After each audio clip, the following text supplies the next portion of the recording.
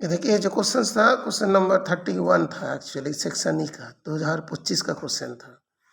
उसके first question में small conducting sphere A of radius R charge to potential V is enclose by spherical conducting shell B radius R if A and B are connected by thin wire. ठीक है बेटा, conducting wire है ना।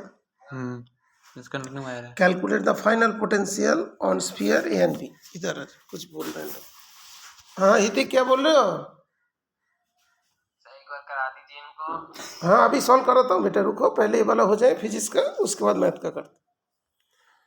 तो इधर आ जाओ, इसमें जो तुम्हारा मार्किंग स्कीम देखो, फिर दोबारा मार्किंग स्कीम देखने के बाद फिर सॉल्व करो। पहले क्या, calculating the final potential find करना on sphere A and B, है ना। दोनों स्फीयर था, उसको फिर ज्वाइन कर दिया था वायर से। ये तो क्वेश्चन समझ में आया कि नहीं? ए पे पहले बी था, जोड़ने वायर से कि बी पे कितना आएगा। हाँ, तो small conducting sphere radius charge potential भी था, है ना। और उसके बाद उसको वायर से ज्वाइन कर दिया, है ना।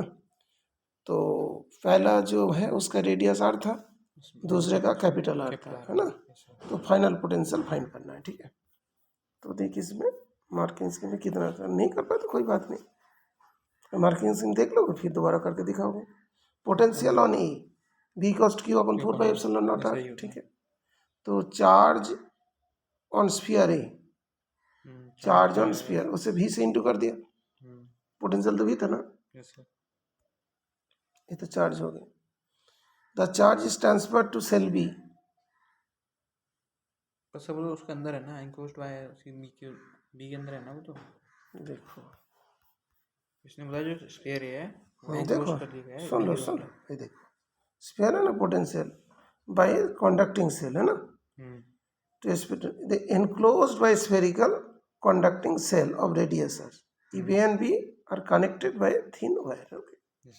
तो अभी तो क्या होगा, जब जाएगा मतलब दो जो वाला था, दो जो स्फीयर था, एक स्फीयर होगा और एक वाला स्फीयर है,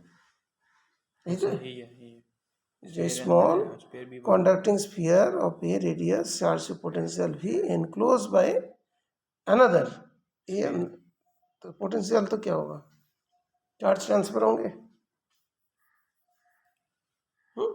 गॉसलॉन भी तो उसका इसके अंदर पे गॉसला कहाँ से है? वो सरफेस है सर, सेल के बारे में लिया। वो तो फ्लक्स वगैरह थोड़ी पूछ रहे। हाँ तो फ्लक्स नहीं पूछ रहा हूँ। Charge transfer to shell B, B में पहुंच जाएंगे, है ना। ठीक है, पोटेंशियल बी में कितना होगा, ये वाला चीज होगा 1/4πε0। ये चार्ज क्यू जो है 4πε0 आर भी अपॉन आर, जो क्यू का वैल्यू पुट कर दो, चार्ज ट्रांसफर हुआ, ठीक है। ट्रांसफर हो गया तो इक्वल तो आएगा चार्ज। तो अभी पोटेंशियल ऑन सेल बी क्या होगा, आर बी अपॉन आर आ जाएंगे, कैपिटल आर। इसे यहाँ पे 4πε0 काट जाएंगे ना, आर बी अपॉन आर आ जाएंगे। तो therefore potential A equals to potential shell B, ठीक है बेटा, दोनों इक्वल हो जाएगा, ठीक है। तो क्वेश्चन में यही चीज बोल रहा था, समझ गया sir question. Calculate final potential on sphere A and B, है ना। तो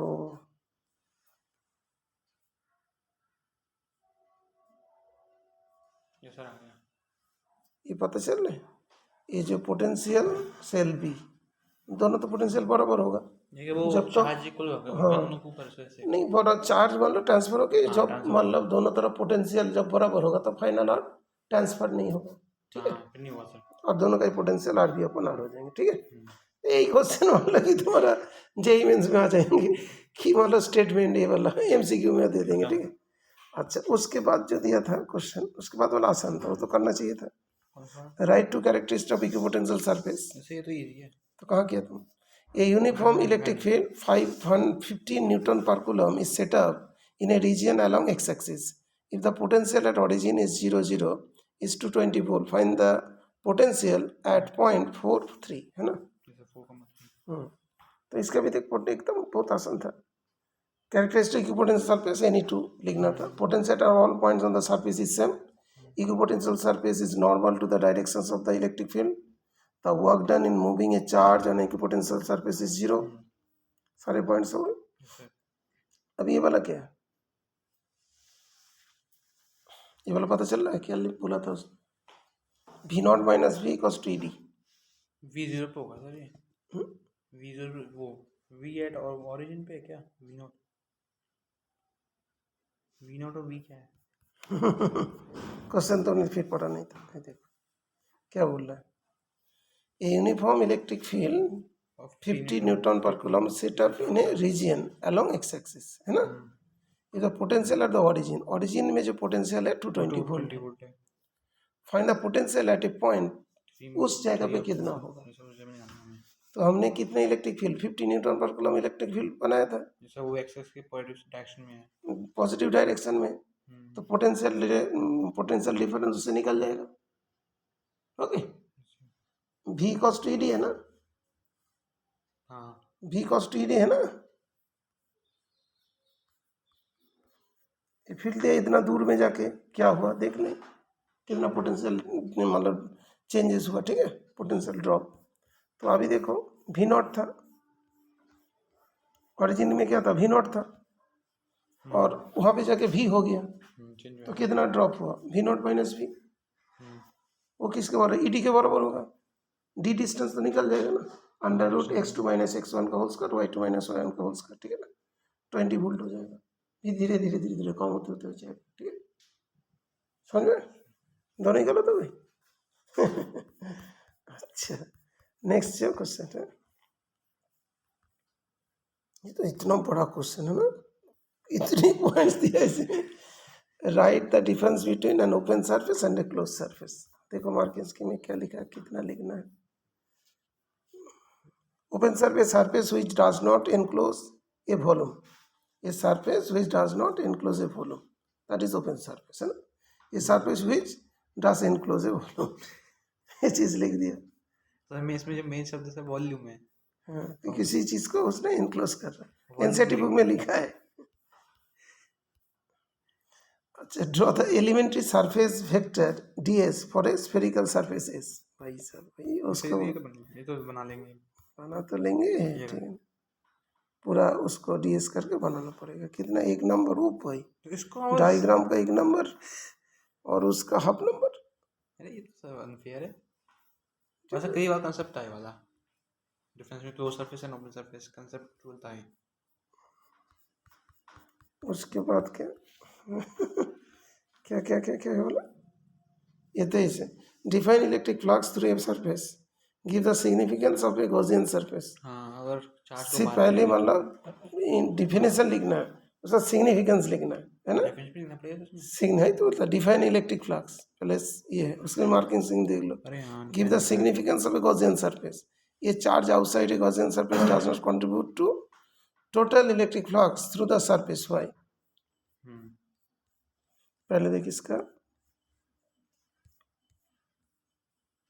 electric flux is defined as the number of electric field lines crossing an area normally, नहीं तो phi equals T dot A, नहीं तो phi equals to E cos theta. Definition में तो ही हो गया ना, सिग्निफिकेंस फिर अलग, हाफ नंबर, डेफिनेशन एक number. It helps in finding the electric field in a simplier way, ठीक है ना, ठीक है।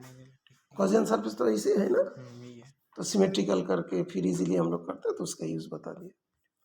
मतलब तुम मार्किंग स्कीम से इसको क्वेश्चन के आंसर्स भी करोगे ना ठीक से, तब भी तुम फिजिक्स अच्छे से सीख जाओगे। हाँ, ये तो है। देख कितना अच्छे से सीख रहे हो। हाँ ये तो है, ये तो है। एनसीईआरटी तो पढ़ने की इच्छा नहीं करते, मार्किंग स्कीम से पढ़ लेंगे ना। तो 5-5 नंबर वाले सॉल्व करेंगे हर दिन।